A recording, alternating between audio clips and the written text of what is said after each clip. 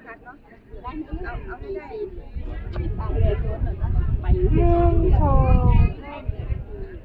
ใหม่เขาจะเปิดร้านนวดไปปีใหม่เดี๋ยวนี้ออกอยู่ไปที่ร้านไปสวัสดีค่ะยังไม่ได้รับทานมาได้เลยนะ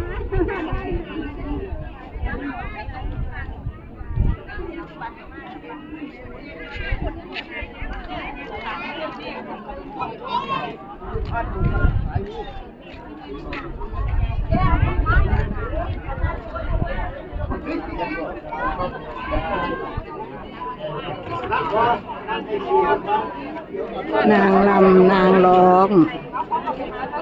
น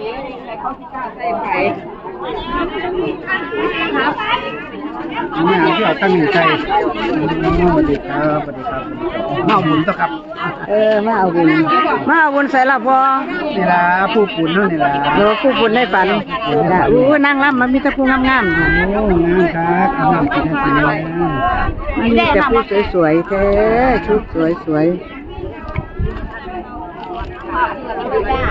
เอาพอเอาดูเด้อเอาอยู่บ่ลูกไม่จ่าหรอกกูจอยรถที่ใส่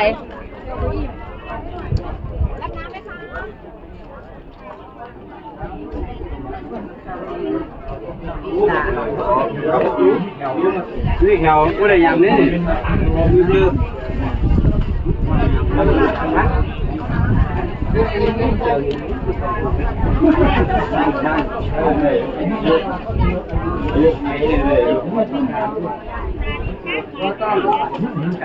ี่ยเอาตัวตรงเอา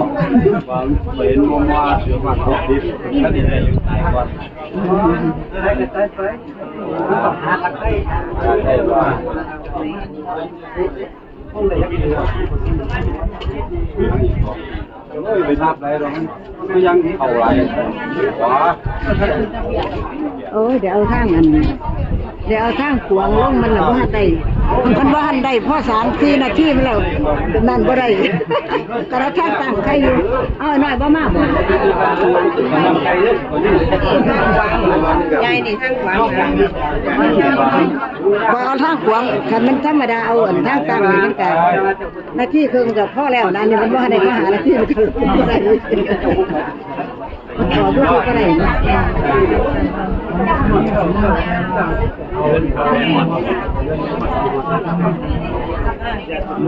อายุบ่น้ำ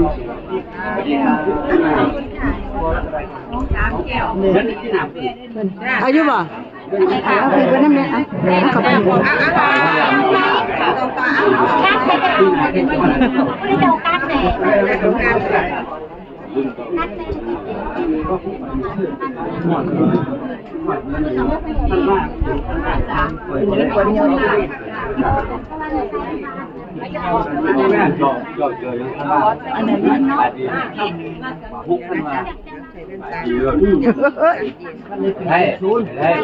เงือดหลายใส่ท้ายลูกก็จะได้ใส่แว่นตา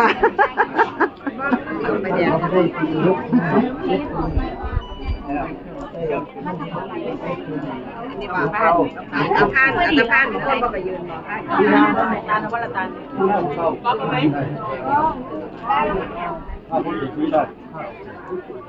ได้คุยผมพูดเลยค่ะผมยางนี่ค่ะเด็กยุ่งนี่บ้านต้อง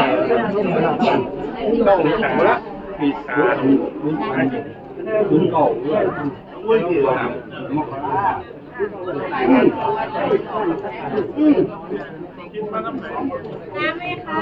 ช่วงเกิดก่อนจบเดือน9 เดือน